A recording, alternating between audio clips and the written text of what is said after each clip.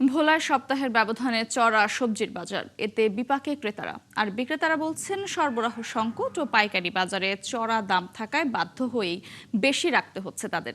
একই অবস্থা পিরোজপুরেও। তবে জয়পুরহাটের বাজার সবজি সহ প্রয়োজনীয় পণ্যের দাম নিয়ন্ত্রণে থাকলেও লেবু ও খেজুরের দাম অনেকটাই বেশি। সহকর্মীদের তথ্য ও ছবিতে প্রতিবেদন।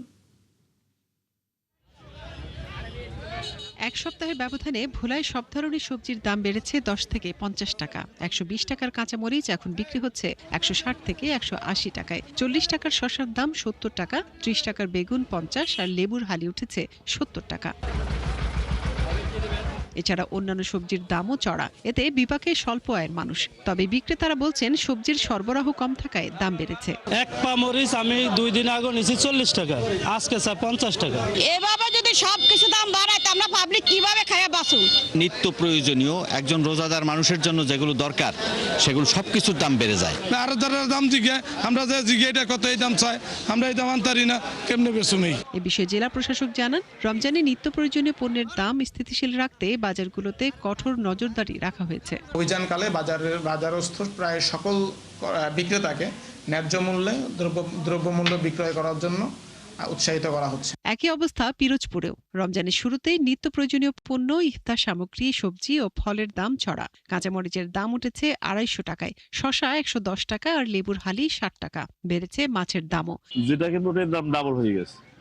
শসা কিনছি 60 টাকা, এখন শসা 100 টাকা। চিনি 100 টাকা, মুড়ি 100 টাকা, চিড়া 60 টাকা।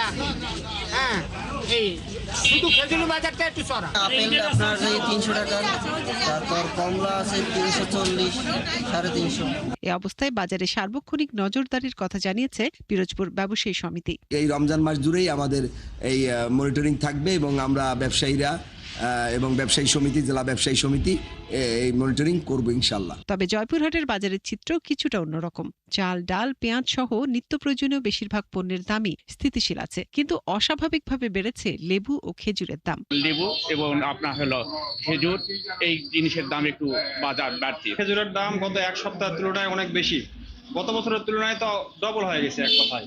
রোজা মাস আসলে পারে মোটামুটি সব কিছুর দামই কমে, কিন্তু এই বছর লেবুর দামটা খুবই বেশি। কনজিউমার্স অ্যাসোসিয়েশন অব বাংলাদেশ ক্যাবের নেতারা বলছেন, বাজারে স্বচ্ছতা নিশ্চিত করতে প্রতিটি স্তরে নজরদারি প্রয়োজন। আর কোন সিন্ডিকেট বা মূল্য বাড়ানোর প্রমাণ মিললে ব্যবস্থা নেওয়ার আশ্বাস প্রশাসনের। সব রকম খেজুর এখনো পাওয়া যায়নি, যেমন দাবাসটা বেশি চলে, এই খেজুরটা এখনো পাই। খেজুরের দাম তো বেশি নয়, খেজুর ওরা আটকে রাখে দাম বেশি করতেছে, সিন্ডিকেট করতেছে।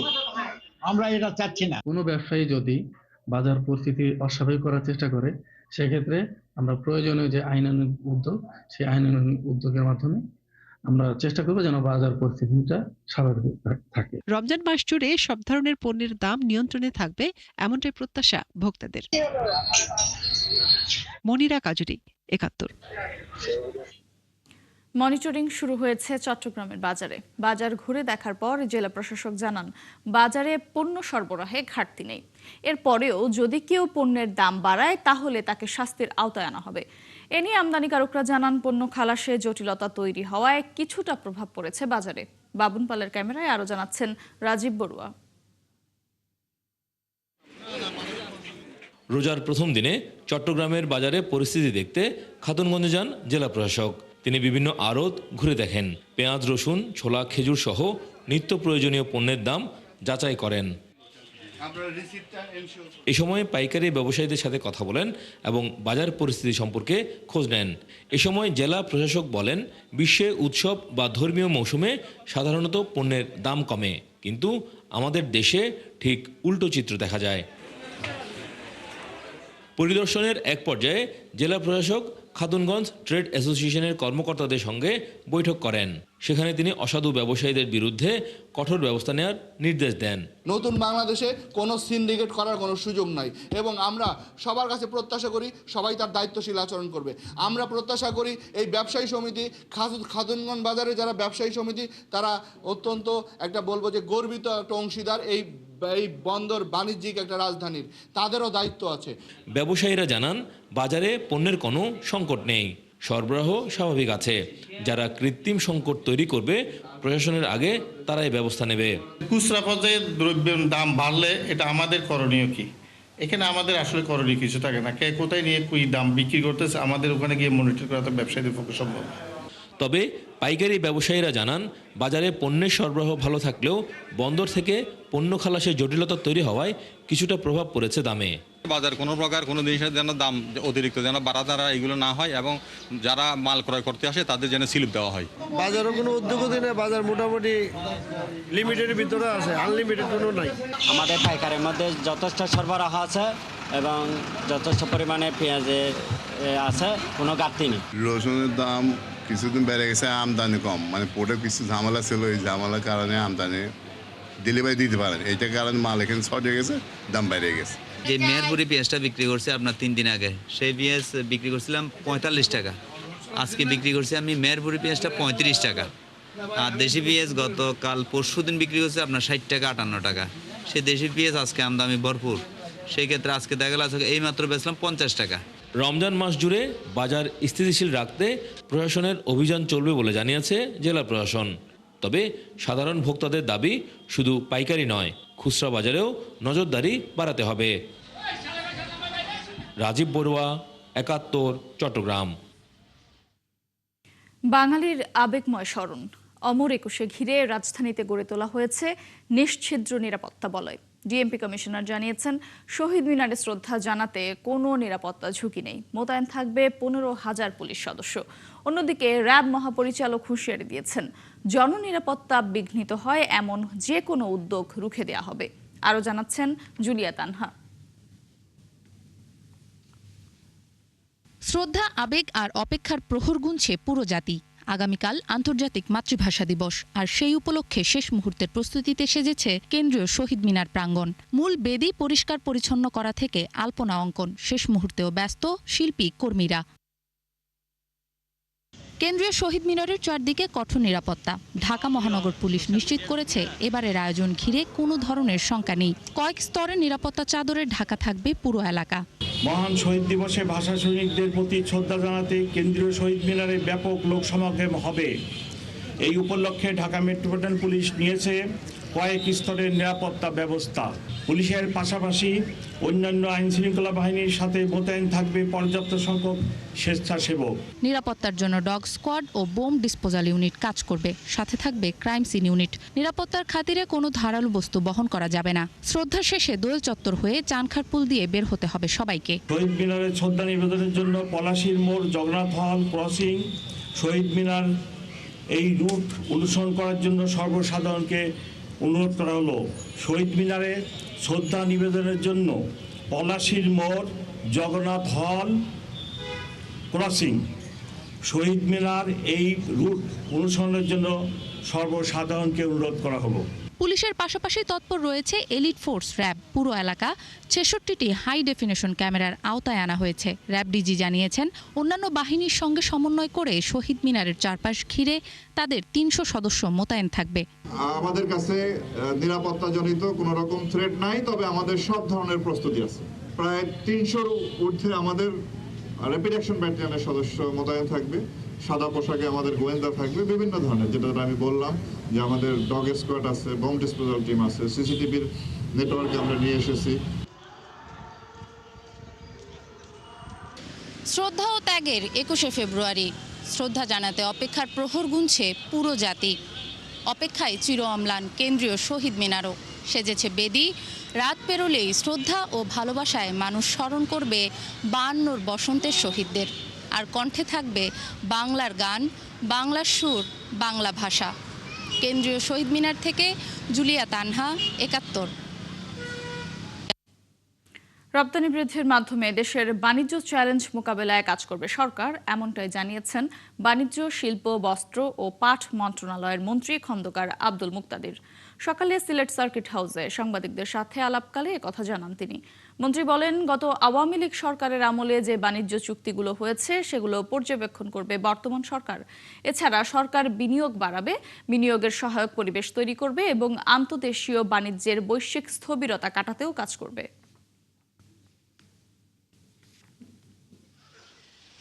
বিনিয়োগকে আবার ফেরত আনা, দেশের এবং দেশের বাইরের মানুষের আস্থা অর্জন করা, বিনিয়োগকারীদের আস্থা অর্জন করা, সেই সহায়ক পরিবেশ তৈরি করা, আমাদের যে পাইলড আপ আনএমপ্লয়েড পিপুল, তাদেরকে আবার কাজের মধ্যে ফেরত আনা। তারপরে এখন সারা বিশ্বে ইউএস টেরিফ রেজিমের হঠাৎ ওলট পালটের কারণে যে একটা বৈশ্বিক স্থবিরতা আন্তর্দেশীয় বাণিজ্যে, সেটার সাথে আমাদের উত্তরণের জন্য যে পদক্ষেপগুলো নেওয়া দরকার সেগুলি অনেকগুলি চ্যালেঞ্জ। পরিকল্পিত উন্নয়ন ও সমন্বিত উদ্যোগের মাধ্যমে চট্টগ্রামকে দেশের অর্থনীতির প্রধান চালিকা শক্তি হিসেবে প্রতিষ্ঠিত করা হবে বলে মন্তব্য করেছেন আমির খসরু মাহমুদ চৌধুরী। দেশের নতুন অর্থ ও পরিকল্পনা মন্ত্রী হিসেবে দায়িত্ব নেয়ার পর শুক্রবার বেলা 11টায় চট্টগ্রামে পৌঁছে তিনি একথা বলেন। তিনি আরও বলেন, ধীরে ধীরে সব পরিকল্পনা বাস্তবায়ন করা হবে, তবে অগ্রাধিকার থাকবে কর্মসংস্থান সৃষ্টিতে। বন্দরকে বিনিয়োগ বাড়ানোর মাধ্যমে আঞ্চলিক ও আন্তর্জাতিক বাণিজ্যের কেন্দ্রবিন্দুতে পরিণত করাই বিএনপির প্রধান লক্ষ্য বলেও জানান তিনি। সবচেয়ে বড় সমস্যা হচ্ছে কর্মসংস্থান। বাণিজ্যিক রাজধানীর কাজ শুরু হবে এখন। এখানে বিনিয়োগ অনেক বড় ব্যাপার আছে, সেদিকে আমাদেরকে যেতে হবে। পোর্টের কার্যক্রমকে আরো উন্নততর করতে হবে, বিনিয়োগ বাড়াতে হবে, কর্মসংস্থান বাড়াতে হবে। বিনিয়োগের মাধ্যমে তো বাণিজ্যিক রাজধানী হবে।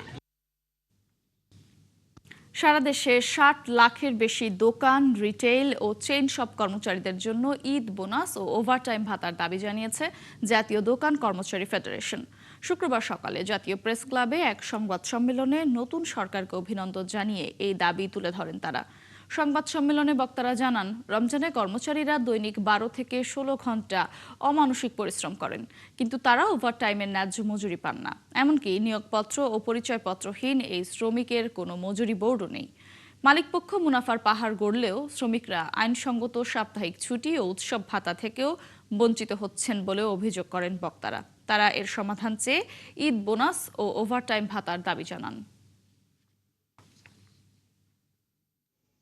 প্রতিদিন 8 ঘন্টার জায়গায় 12 ঘন্টা 14 ঘন্টা, এমনকি কোনো কোনো ক্ষেত্রে এদেরকে সারা রাত এরা কাজ করেন, কিন্তু অতিরিক্ত কাজের জন্য আইনানুগ হারে যে ওভারটাইম ভাতা দেওয়া দরকার সেই ওভারটাইম ভাতা তারা পায় না।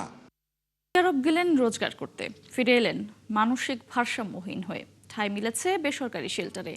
8 দিন পেরিয়ে গেলেও খোঁজ মেলেনি পরিবারের। রিজিয়া কি হয়ে থাকবে শুধুই বেদনার গল্প? বেসরকারি উন্নয়ন সংস্থা ব্র্যাক বলছে 6 বছরে এরকম পরিণতি হয়েছে 157 রেমিটেন্স যোদ্ধার। এসব নিয়ে সরকারের নেই কোনো উদ্যোগ।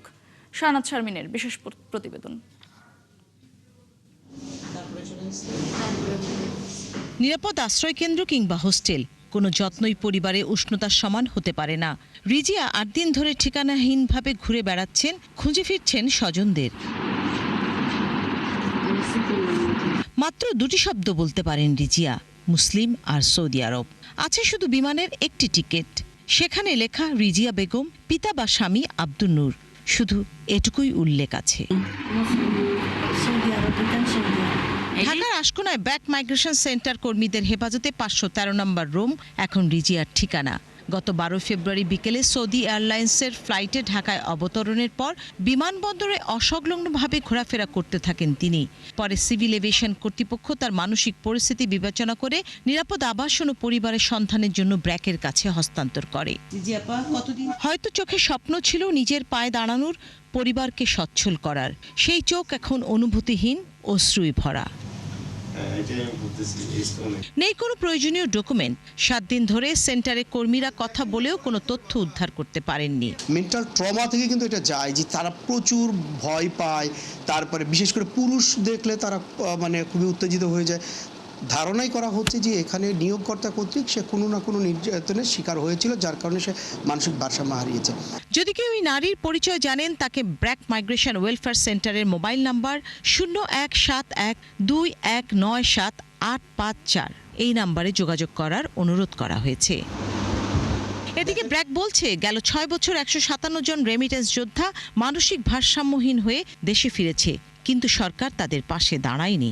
এই ধরনের ঘটনাগুলোতে আমরা মনে করি যে আমাদের রাষ্ট্রের উচিত ব্যবস্থা নেওয়া। এই মেয়েটাকে পাঠিয়ে দেওয়ার আগেই আমাদের সৌদি আরবের বাংলাদেশ দূতাবাসের উচিত ছিল তারা ঘটনাটার বিস্তারিত জেনে এই মেয়েটার জন্য বিচার পায় সেই বিষয়টা কিন্তু দেখভাল করা। 3টা আন্তর্জাতিক বিমানবন্দরে একটা কাঠামো করা উচিত, যদি কোনো মেয়ে নিপীড়নের শিকার হয়, মানসিক ভারসাম্যহীন হয়ে ফেরে, তাকে আসলে কে আশ্রয় দিবে, কোনভাবে তার ব্যবস্থা নেওয়া হবে। কখন কেন কোন আশায় রিজিয়া পাড়ি জমায় প্রবাসে তা এখনো অজানা। পরিবার না খুঁজে পেলে এ গল্পের উপসংহার অজানাই থেকে যাবে। নামটা একটু বলেন না আপনার নাম। শানা শারমিন, ৭১, ঢাকা। দ্রুত রোহিঙ্গাদের নিজের দেশে ফেরানোর ব্যাপারে আগ্রহী তুরস্ক। আর যতদিন না ফিরছে ততদিন রোহিঙ্গাদের প্রতি তুরস্কের মানবিক সহায়তা অব্যাহত থাকছে, বললেন তুরস্কের প্রেসিডেন্ট রিসেপ তাইপ এরদোয়ান পুত্র নেকমেতিন বিলাল এরদোয়ান। বৃহস্পতিবার বিশ্বখ্যাত ফুটবলার মেসুত ওজিলকে সঙ্গে নিয়ে কক্সবাজারের রোহিঙ্গা শিবির ঘুরে দেখার পর তিনি এসব কথা বলেন। সফরের বিস্তারিত জানাচ্ছেন কামরুল ইসলাম মিন্টু, ছবি তুলেছেন হেলাল উদ্দিন। বৃহস্পতিবার বিকেলে উখিয়ার 4 নম্বর রোহিঙ্গা শিবিরের মাঠে আয়োজিত চ্যারিটি ম্যাচে অংশ নেন ওজিল। গ্যালারিতে হাজারো রোহিঙ্গার উচ্ছ্বাস, শিশু কিশোরদের উল্লাস, মাঠ যেন ক্ষণিকের জন্য পরিণত হয় বিশ্ব মঞ্চ। রোহিঙ্গাদের সাথে ফুটবল খেলে নিজের অন্যরকম ভালো লাগার কথা জানান বিশ্ব ফুটবলের কিংবদন্তি ওজিল। বাংলাদেশে আসতে পেরে আমি খুব খুশি, বিশেষ করে এই জায়গায় এসে এখানকার মানুষের সাথে মিশতে পেরে আমার খুব ভালো লেগেছে। আশা করি খুব দ্রুতই আবার তাদের সাথে দেখা হবে। ওজিলের সাথে মাঠ শেয়ার করতে পারাটা যেন স্বপ্নের মতো, তাই প্রকাশ করলেন রোহিঙ্গারা।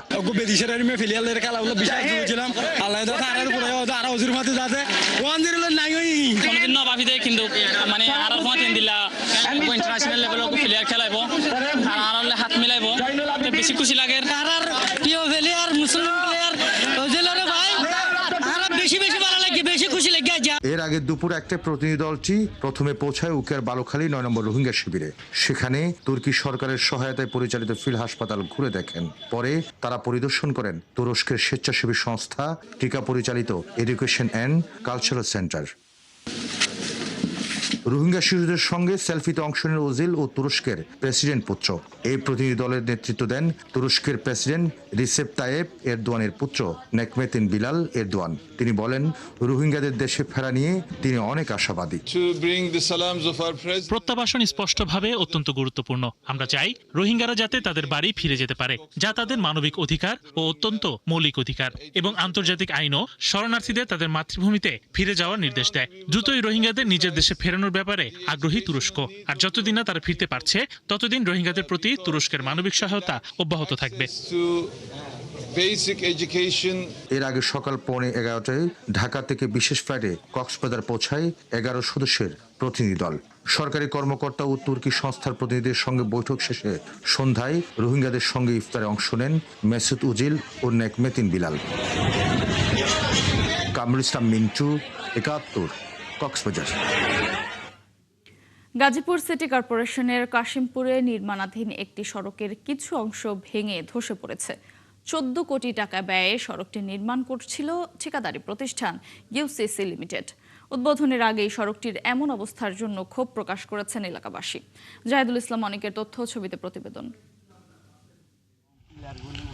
জাতীয় নির্বাচনের কয়েকদিন আগে গাজীপুর মহানগরীর কাশিমপুর 6 নম্বর ওয়ার্ডের ধনঞ্জয়খালী এলাকার রাস্তার ঢালাই কাজ শেষ করা হয়, কিন্তু মাত্র 3 দিনের মাথায় সড়কের একাংশে ফাটল দেখা দেয় এবং পরে কয়েক ফুট নিচে দেবে যায়। গাজীপুর সিটি কর্পোরেশনের কর্তৃপক্ষ জানায়, তুরাগ নদের পশ্চিম তীরে বিটুমিনাস কার্পেটিং এর মাধ্যমে সড়ক উন্নয়ন প্রকল্পটি বাস্তবায়ন করছে ঠিকাদারি প্রতিষ্ঠান ইউসিসিএল। 2টি প্যাকেজের মাধ্যমে সেটি বাস্তবায়ন করা হচ্ছে। 12,046 মিটার সড়ক নির্মাণে প্রাক্কলিত ব্যয় ছিল 13,19,21,000 টাকা। কার্যাদেশ প্রদান করা হয় 14,28,11,459 টাকায়। এলাকাবাসী জানান, নির্বাচনের কয়েকদিন আগে দ্রুতগতিতে রাস্তার ঢালাই কাজ শেষ করা হয়। নিম্নমানের নির্মাণ সামগ্রী ব্যবহার ও তড়িঘড়ি ঢালাই কাজ সম্পন্ন করার কারণে রাস্তার বিভিন্ন জায়গায় ফাটল দেখা দিয়েছে। এখানে আমার বাড়ি, এটা যে জায়গায় ফাটলের সাথে আমার বাড়ি। তো পরে আবার আইসা দেখি 2.5 থেকে 3 ফিট আবার নিচে গিয়ে দাবছে।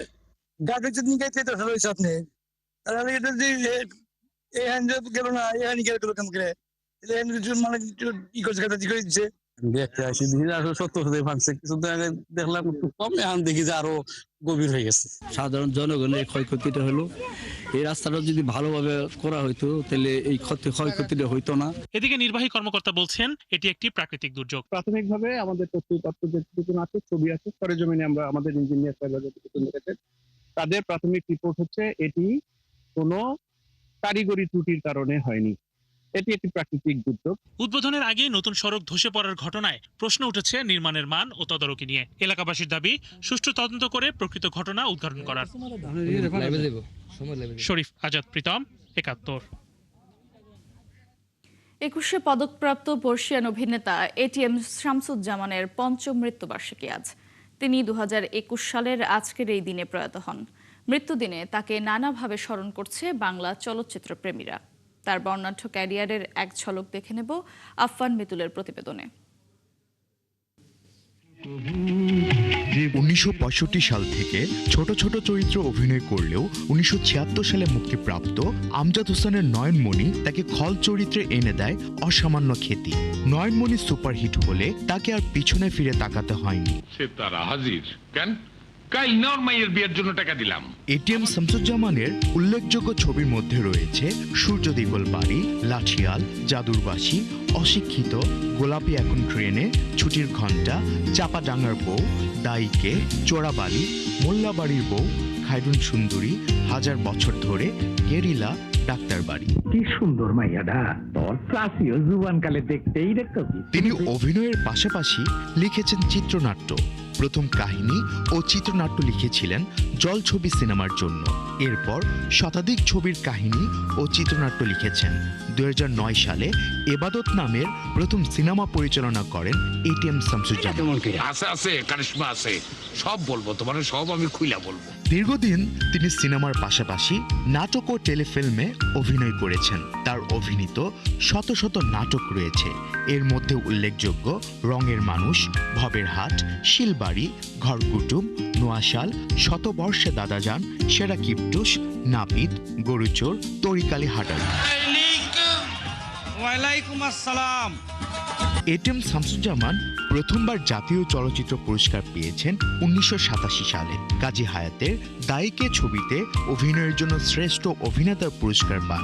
২০১২ সালে রেদওয়ান রনি পরিচালিত চোরাবালি ছবিতে পার্শ্ব চরিত্রে অভিনয়ের জন্য জাতীয় চলচ্চিত্র পুরস্কার পান এই নন্দিত অভিনেতা। শিল্পকলায় অসামান্য অবদানের জন্য ২০১৫ সালে পান ২১শে পদক। এটিএম শামসুজ্জামান ২০২১ সালের ২০ ফেব্রুয়ারি ঢাকায় নিজ বাসায় মৃত্যুবরণ করেন। শতাধিক চলচ্চিত্রের বহু খল ও কমেডি চরিত্রকে অমর করে যাওয়া এই অভিনেতা তার কাজের মাধ্যমে এখনো অমর হয়ে আছেন ভক্তদের মনে। আফফান মিতুল, ৭১। গাজা পুনর্গঠনের জন্য বিভিন্ন দেশ $700 কোটি প্রতিশ্রুতি দিয়েছে বলে জানিয়েছেন যুক্তরাষ্ট্রের প্রেসিডেন্ট ডোনাল্ড ট্রাম্প। বৃহস্পতিবার বোর্ড অব পিসের প্রথম বৈঠকে তিনি একথা জানান। তবে এই পরিকল্পনা বাস্তবায়নের প্রধান শর্ত হচ্ছে হামাস নিরস্ত্রীকরণ, যা এখনও বাস্তবতার কাছাকাছিও নেই।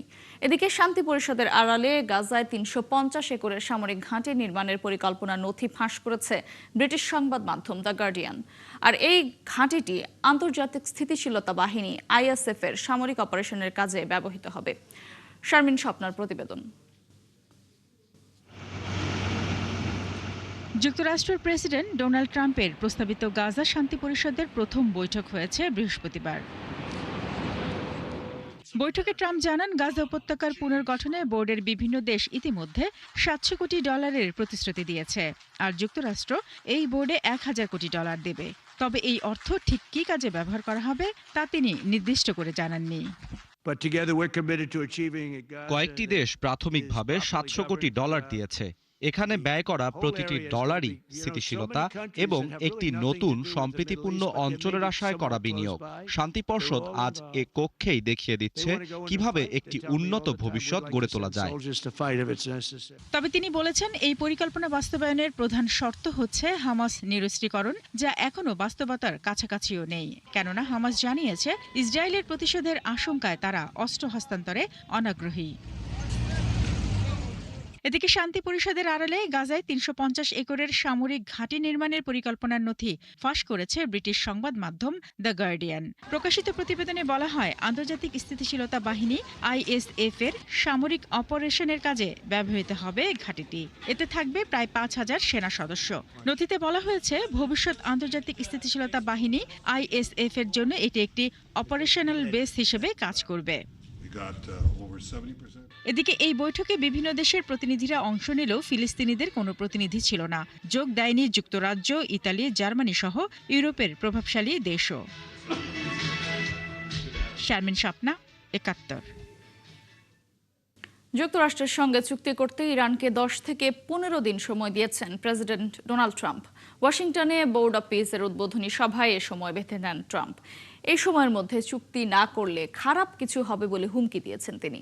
এদিকে ইরানে হামলা হলে মধ্যপ্রাচ্যে থাকা যুক্তরাষ্ট্রের সব ঘাঁটি এবং অবকাঠামো লক্ষ্য করে পাল্টা হামলা হবে বলে জানিয়েছে দেশটি। বিস্তারিত মনিরুজ্জামান বাবুর প্রতিবেদনে। ইরান ও যুক্তরাষ্ট্রের মধ্যে উত্তেজনা দিন দিন আরও তীব্র হচ্ছে। আলোচনার মাধ্যমে সমঝোতার চাপ দেওয়ার সঙ্গে সঙ্গে মধ্যপ্রাচ্যে বিমান ও নৌবাহিনীর উপস্থিতি উল্লেখযোগ্যভাবে বাড়াচ্ছে যুক্তরাষ্ট্র। জবাবে চীন ও রাশিয়াকে সঙ্গে নিয়ে ওমান সাগর ও ভারত মহাসাগরে যৌথ নৌমহড়া চালায় ইরান। এমনকি হরমুজ প্রণালী বন্ধ করে মহড়া চালিয়েছে IRGCও। এর মধ্যেই ইরানের সামরিক হামলা চালানো হবে কিনা সে সিদ্ধান্ত আগামী 10 থেকে 15 দিনের মধ্যেই জানা যেতে পারে বলে মন্তব্য করেছেন মার্কিন প্রেসিডেন্ট ডোনাল্ড ট্রাম্প। ওয়াশিংটন ডিসিতে বোর্ড অব পিসের উদ্বোধনী সভায় ইরানকে সতর্ক করে পরমাণু চুক্তি না হলে খারাপ কিছু ঘটতে পারে বলেও হুঁশিয়ারি দেন তিনি। গত বছর ইরানের 3টি পরমাণু স্থাপনায় যুক্তরাষ্ট্র হামলা না চালালে তেহরানের হুমকি মধ্যপ্রাচ্যে শান্তি প্রতিষ্ঠা বাধাগ্রস্ত করত। যুক্তরাষ্ট্রকে হয়তো এখন আরও এক ধাপ এগোতে হবে, নাও হতে পারে। হয়তো একটি চুক্তি হবে, আগামী 10 দিনের মধ্যেই সম্ভবত তা জানা যাবে। এদিকে হোয়াইট হাউসের প্রেস সেক্রেটারি ক্যারোলিন লেভিটো ইরানকে হুঁশিয়ারি দিয়ে বলেছেন, যুক্তরাষ্ট্রের সঙ্গে চুক্তি করা হবে তেহরানের জন্য বুদ্ধিমানের কাজ। ট্রাম্প এখনও কূটনৈতিক সমাধানের আশা করছেন বলে তিনি জানান। এমন অবস্থায় পাল্টা হুমকি দিয়েছে ইরান। জাতিসংঘে ইরানের রাষ্ট্রদূত আমির সাইদ ইরাভানি এক চিঠিতে মহাসচিব আন্তোনিও গুতেরেসকে জানিয়েছেন, যদি ইরানে হামলা হয় তাহলে মধ্যপ্রাচ্যে থাকা যুক্তরাষ্ট্রের সব ঘাঁটি এবং অবকাঠামো লক্ষ্য করে পাল্টা হামলা হবে। তিনি উল্লেখ করেছেন, ইরান যুদ্ধ চায় না, কিন্তু তাদের উপর হামলা হলে এর জবাব দেওয়া হবে। এদিকে ইরান যুক্তরাষ্ট্র উত্তেজনার মধ্যেই সামরিক প্রস্তুতির ইঙ্গিত পাওয়া যাচ্ছে। স্যাটেলাইট চিত্রে দেখা গেছে, তেহরান থেকে প্রায় 30 কিলোমিটার দূরের সংবেদনশীল পারচিন সামরিক স্থাপনার উপর কংক্রিটের শক্ত ঢাল তৈরি করেছে ইরান। ধারণা করা হচ্ছে আকাশপথে হামলা ঠেকাতে এটি করা হয়েছে। ছবিতে আরও দেখা যায়, ইসরায়েলি হামলায় ক্ষতিগ্রস্ত ভবন পুনর্নির্মাণের পর মাটি ও কংক্রিট দিয়ে ঢেকে ফেলা হয়েছে। এছাড়া পারমাণবিক স্থাপনাগুলোর কাছেও প্রতিরক্ষা জোরদার করেছে ইরান। মনিরুজ্জামান বাবু, ৭১। জাতিসংঘকে $16 কোটি বকেয়া পরিশোধ করল যুক্তরাষ্ট্র। বকেয়া থাকা $4 বিলিয়ন বেশি অর্থের মধ্যে $16 কোটি পরিশোধ করেছে দেশটি। জাতিসংঘের মুখপাত্র স্টিফেন ডুজারিক এই তথ্য জানান। তিনি বলেন, গত সপ্তাহে যুক্তরাষ্ট্র নিয়মিত বাজেটের বকেয়া হিসেবে আংশিক অর্থ পরিশোধ করেছে। মার্কিন প্রেসিডেন্ট ডোনাল্ড ট্রাম্প একই দিনে তার ঘোষিত বোর্ড অব পিসের প্রথম বৈঠকে জাতিসংঘকে আর্থিকভাবে সহায়তা করার এবং সংস্থাটিকে কার্যকর রাখার কথা জানান। যুক্তরাষ্ট্র জাতিসংঘের সবচেয়ে বড় অর্থদাতা দেশ হলেও ট্রাম্প প্রশাসনের সময়ে নিয়মিত ও শান্তিরক্ষা বাজেটে বাধ্যতামূলক অর্থ প্রদান স্থগিত রাখা হয়। একই সাথে বিভিন্ন সংস্থায় স্বেচ্ছা অনুদান কমানো হয়েছিল। এছাড়া যুক্তরাষ্ট্র বেশ কয়েকটি জাতিসংঘ সংস্থা থেকেও সরে গেছে। গত বছর প্রস্তাবিত বোর্ড অব পিস উদ্যোগটি প্রথমে গাজা পরিস্থিতি তদারকির জন্য পরিকল্পনা করা হয়েছিল। পরে ট্রাম্প জানান, এই বোর্ড বৈশ্বিক অন্যান্য সংঘাত নিয়েও কাজ করবে।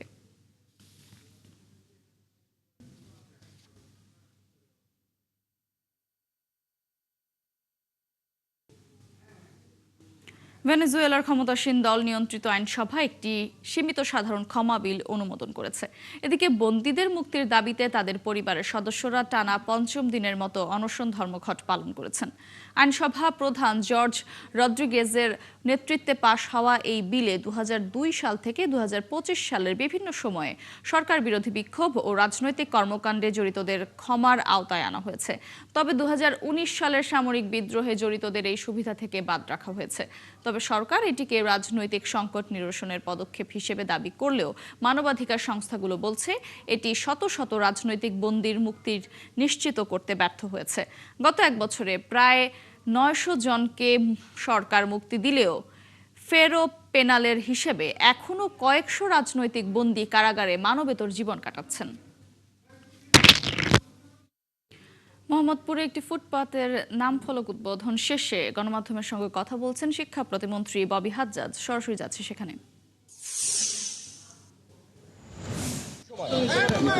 এই চত্বরটার নাম নানক চত্বর হিসেবে পরিচিত ছিল এবং অফিসিয়াল এর আগের স্বৈরাচারী সরকারের বিশাল এক সেনাপতি, শেখ হাসিনার বিশাল এক সেনাপতি জাহাঙ্গীর কবির নানক অনেক জায়গা এখানে দখল করেছে। এর ভেতরে সে এই চত্বরটা তার নিজের নামে নামকরণ করে। ৫ই অগস্টের পর সেটা সকল চিহ্ন জুলাই সৈনিকরা মুছে দেয়, কিন্তু তারপর এখানে আর কোনো নামকরণ ছিল না। রেসিডেন্সিয়াল মডেল স্কুল এখানেই পাঠ দেন আমাদের সবার ভালোবাসা, যার স্মৃতিচারণও আজকে আমরা করছি, শহীদ ফারহান ফায়াজ। তার পরিবারের সম্মতি নিয়ে তার পরিবারের সাথে কথা বলে তার স্কুল এখানে, উনি আন্দোলনে এখানে ছিলেন এবং উনি শহীদ হয়েছেন এখানে আন্দোলন করার সময়। তাই আমরা চিন্তা করলাম যে এই চত্বরের যেহেতু নামকরণের আগে ছিল এবং স্বৈরাচারীর নামে ছিল, সেটার বদল আনতে হবে। সবচেয়ে উত্তম হয় কার নাম দেয়া, এইখানে যিনি শহীদ হয়েছেন এখানে আন্দোলন করে তার নামকরণই তাহলে সবচেয়ে উত্তম হয়। সেই হিসেবে আজকে আমরা নতুন করে এই চত্বরের নাম শহীদ ফারহান ফায়াজ চত্বর নামকরণ করলাম।